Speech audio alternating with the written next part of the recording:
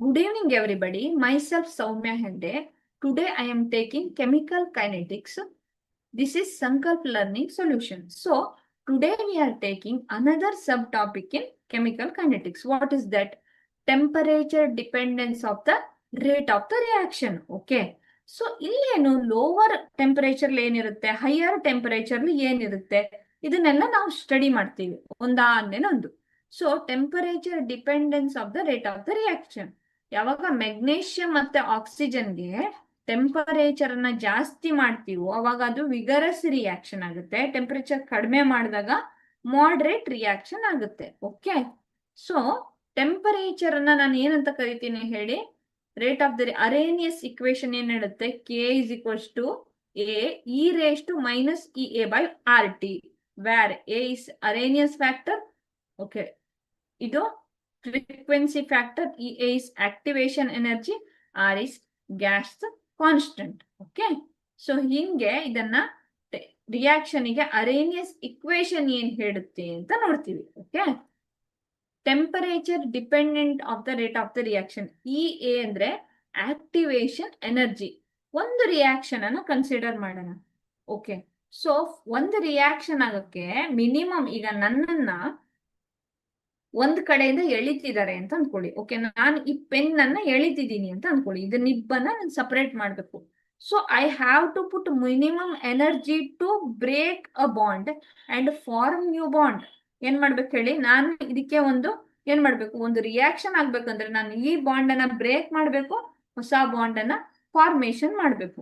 So ಇಲ್ಲಿ ಅರೇನಿಯಸ್ ಏನಂದ? ಈ ಆಕ್ಟಿವೇಶನ್ ಎನರ್ಜಿ ಬಗ್ಗೆ ಅರೇನಿಯಸ್ ಮಾತಾಡ್ದ. ಏನಂದ? ಒಂದು ಮಿನಿಮಮ್ ಎನರ್ಜಿ ಬೇಕು, ಅದನ್ನೇ ಆಕ್ಟಿವೇಶನ್ ಎನರ್ಜಿ ಅಂತ ಕರಿತೀವಿ. ಸಪೋಸ್ ಈಗ ನಾವು SLC PUC ಸ್ಟೂಡೆಂಟ್ಸ್. ಸೊ ಇಲ್ಲಿ ನನಗೆ ನನ್ನ ಬ್ಯಾರಿಯರ್ 35. ಈ 35ಕ್ಕಿಂತ ಮೇಲೆ ಬಂದವನು ಪಾಸ್ ಆಗ್ತಾನೆ, ಉಳಿದವನೆಲ್ಲ ಫೇಲ್ ಆಗ್ತಾನೆ. ಅಂದ್ರೆ minimum mark required to pass ಅಲ್ವಾ? ಆ ಬ್ಯಾರಿಯರ್ ಅನ್ನ ದಾಟಬೇಕು. ಆ ಬ್ಯಾರಿಯರ್ ಅನ್ನ ಏನಂತ ಕರಿತೀವಿ ನಾವು? ಆಕ್ಟಿವೇಶನ್ ಎನರ್ಜಿ ಅಂತ ಕನ್ಸಿಡರ್ ಮಾಡಿದ್ವಿ ನಾವು. ಓಕೆ. ಸೊ ಇಲ್ಲಿ ನೋಡಿ, ಈಗ ಈ ಪಿಕ್ಚರ್ 1 ಅಲ್ಲಿ ನೋಡಿ, ಇದು ಒಂದು ಮನುಷ್ಯ ಏನ್ ಮಾಡ್ತಿದ್ದಾನೆ ಹೇಳಿ? ಈ ಬಾಲ್ ಅನ್ನ ಇಲ್ಲಿಂದ ತಂದು ಇಲ್ಲಿ ಹಾಕ್ಬೇಕು ಅವನು. ಓಕೆ. ಸೊ ಅವನ್ ಏನ್ ಮಾಡ್ತಿದ್ದಾನೆ? ಟ್ರೈ ಮಾಡ್ತಿದ್ದಾನೆ. ಸೊ ಅವನಿಗೆ ಏನಾಗ್ತಿಲ್ಲ ಹೇಳಿ? ಅದು ಆಗ್ತಿಲ್ಲ. ಸಮ್ ಅಮೌಂಟ್ ಆಫ್ ಎನರ್ಜಿನ ಅವ್ನು ಇಲ್ಲಿಗೆ ಬರೋವಾಗ ಏನ್ ಮಾಡ್ಬೇಕು ಹೇಳಿ? ಅವನು ಅಪ್ಲೈ ಮಾಡ್ಬೇಕಾಗತ್ತೆ. ಸೊ ಸಮ್ ಅಮೌಂಟ್ ಆಫ್ ಎನರ್ಜಿನ ಅವನು ಅಪ್ಲೈ ಯಾವಾಗ ಮಾಡ್ತಾ ಹೋಗ್ತಾನೋ, ಎಲ್ಲಿಗೆ ಬರ್ತಾನ ಅವ್ನು ಹೇಳಿ? ಇಲ್ಲಿಗೆ ಬಂದ್ಬಿಡ್ದ ಅವನು. It is activation energy. ಅರ್ಥ ಆಯ್ತಾ? ಸೊ ಈ ಆಕ್ಟಿವೇಶನ್ ಎನರ್ಜಿ ಬಂದ್ಮೇಲೆ, ಮೇಲ್ಗಡೆ ಬಂದ್ಮೇಲೆ ಏನ್ ಮಾಡ್ಬಿಡ್ತಾನೆ ಹೇಳಿ? ಅವನು ಬಿಟ್ಬಿಡ್ತಾನೆ. ನಾನು ಕಾಣಿಸ್ತಿದ್ಯಾ ನಿಮಗೆ? ಸೊ ಮೇಲ್ ಬಂದವನು ಬಾಲನ ಬಿಟ್ಟ, ಅದು ಕೆಳಗಡೆ ಬಂತು. This is R. ಏನಾಗಿರುತ್ತೆ? ಇದು ರಿಯಾಕ್ಟೆಂಟ್ ಆಗಿರುತ್ತೆ. ಈ ರಿಯಾಕ್ಟೆಂಟು ಪ್ರಾಡಕ್ಟ್ ಆಗಿ ಪಿ ಆಗಿ ಇಲ್ಲಿ ಕನ್ವರ್ಟ್ ಆಗ್ತಿದೆಯಲ್ಲ, ಇದಕ್ಕೆ ಸಮ್ ಅಮೌಂಟ್ ಆಫ್ ಎನರ್ಜಿ ಬೇಕು.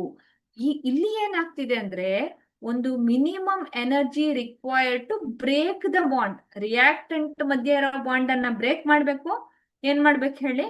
ಪ್ರಾಡಕ್ಟ್ ಗೆ ಹೊಸ ಬಾಂಡ್ ಅನ್ನ ಫಾರ್ಮೇಶನ್ ಮಾಡ್ಬೇಕು.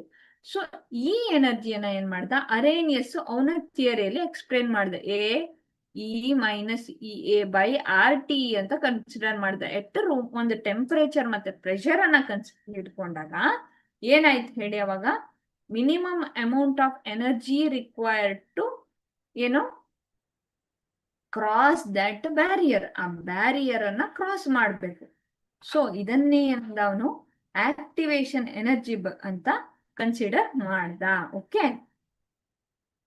ಇದಿಷ್ಟು ಕ್ಲಿಯರ್ ಆಯ್ತಾ? ಸೊ ಇದನ್ನ ನಾನು ಗ್ರಾಫಿಕಲಿ ಹೆಂಗ್ ರಿಪ್ರೆಸೆಂಟ್ ಮಾಡ್ತೀನಿ ಅಂತ ನೋಡಿ. ಸೊ ಇದು ರಿಯಾಕ್ಟೆಂಟ್. ಓಕೆ. ನನಗೆ ಇಷ್ಟು ಎನರ್ಜಿ ಇ ಎ ಅಂತ ಕರಿತೀನಿ, ಆಕ್ಟಿವೇಶನ್ ಎನರ್ಜಿ. ಇಷ್ಟು ಎನರ್ಜಿ ಬಂದಾಗ ಇದು ಟ್ರಾನ್ಸಿಷನ್ ಸ್ಟೇಟ್. ಆ ಕಡೆಯಲ್ಲಿ ರಿಯಾಕ್ಟೆಂಟ್ ಇಲ್ಲ, ಈ ಕಡೆ ಇಲ್ಲಿ ಪ್ರಾಡಕ್ಟ್ ಆಗೂ ಇಲ್ಲ. ಏನಾಗುತ್ತೆ? ಇದು ಟ್ರಾನ್ಸಿಷನ್ ಸ್ಟೇಟ್. ಇದು ಪ್ರಾಡಕ್ಟ್ ಆಗಿ ಕನ್ವರ್ಟ್ ಆಗುತ್ತೆ. ಇದು ಎನರ್ಜಿ ಚೇಂಜ್ ಇವಾಗ. ಓಕೆ. ಸೊ ಇಲ್ಲಿ ಬಂದ್ಮೇಲೆ ಇದಕ್ಕೆ ಮತ್ತೆ ಎನರ್ಜಿ ಬೇಡ, ಬಿಟ್ಬಿಡೋದು ಬಾಲ್ ಅನ್ನ. ಅರ್ಥ ಆಯ್ತಾ? ಸೊ ಇದನ್ನ ನಾನು ಗ್ರಾಫಿಕಲಿ ಹೀಗೆ ರಿಪ್ರೆಸೆಂಟ್ ಮಾಡ್ತೀನಿ. ಓಕೆ. ಸೊ ನಾನೀಗ ಒಂದು ಎಕ್ಸಾಂಪಲ್ ಅನ್ನ ಕನ್ಸಿಡರ್ ಮಾಡ್ತೀನಿ ಸ್ಟೂಡೆಂಟ್ಸ್. H2 ಮತ್ತೆ I2 gives 2HI. The rate of the reaction of hydrogen iodide. ಈ ಹೈಡ್ರೋಜನ್ ಮತ್ತೆ ಅಯೋಡಿನ್ ಎರಡು ಸೇರಿ ಹೈಡ್ರೋಜನ್ ಅಯೋಡೈಡ್ ಪ್ರಾಡಕ್ಟ್ ಅನ್ನ ಕೊಡ್ತವೆ. ಸೊ ಇಲ್ಲಿ ನೋಡಿ, ಇದು ಓಲ್ಡ್ ಬಾಂಡ್ ಇದು ಅಲ್ವಾ, ಆರ್ ರಿಯಾಕ್ಟೆಂಟ್ ಅಲ್ಲಿ ಇರುವಂತಹ ಬಾಂಡ್ಗಳು ಇದು. ಓಕೆ, ಸೊ ರಿಯಾಕ್ಟೆಂಟ್ ಅಲ್ಲಿ ಇರುವಂತಹ ಬಾಂಡ್ H ಮಧ್ಯ ಐ ಮಧ್ಯ ಏನಾಗಿರುತ್ತೆ, ಬಾಂಡ್ ಫಾರ್ಮೇಶನ್ ಆಗಿರುತ್ತೆ. ಸೊ ಇಲ್ಲಿ ನೋಡಿ, when they get minimum energy ಅಲ್ವಾ, ಯಾವಾಗ ಅವಕ್ಕೆ ಮಿನಿಮಮ್ ಎನರ್ಜಿ ಸಿಕ್ತೋ ಆರ್ ಆಕ್ಟಿವೇಶನ್ ಎನರ್ಜಿ ಸಿಕ್ತೋ, ದೇ ಫಾರ್ಮ್ ಅನ್ ಇಂಟರ್ಮೀಡಿಯೇಟ್. ಏನ್ ಮಾಡ್ತವೆ ಹೇಳಿ, ಈ ಗುಡ್ಡದ ಮೇಲೆ ನಿಂತ್ಕೊಂತವೆ ಹೋಗಿ. ಯಾವ ತರ ನಿಂತ್ಕೋತವೆ, HI as shown in the picture. ಏನ್ ಮಾಡ್ತವೆ ಹೇಳಿ, ಈ ತರ ಒಂದು ಇಂಟರ್ಮೀಡಿಯೇಟ್ ಅನ್ನ ಫಾರ್ಮೇಶನ್ ಮಾಡ್ತವೆ. ಓಕೆ, ಸೊ ಇಂಟರ್ಮೀಡಿಯೇಟ್ ಫಾರ್ಮೇಶನ್ ಆಗ್ತವೆ. ಓಕೆ, ಇಲ್ಲಿ ಗ್ರಾಫ್ ಅಲ್ಲೂ ನೋಡಿ, ಇಲ್ಲಿ H ಮಧ್ಯ ಒಂದು ಬಾಂಡ್ ಇತ್ತು, ಐ ಮಧ್ಯ ಒಂದು ಬಾಂಡ್ ಇತ್ತು. ಯಾವಾಗ ಅದಕ್ಕೆ ಎನರ್ಜಿ ಸಿಕ್ತೋ HI ಒಂದು ಇಂಟರ್ಮೀಡಿಯೇಟ್ ಫಾರ್ಮೇಶನ್ ಆಯ್ತು.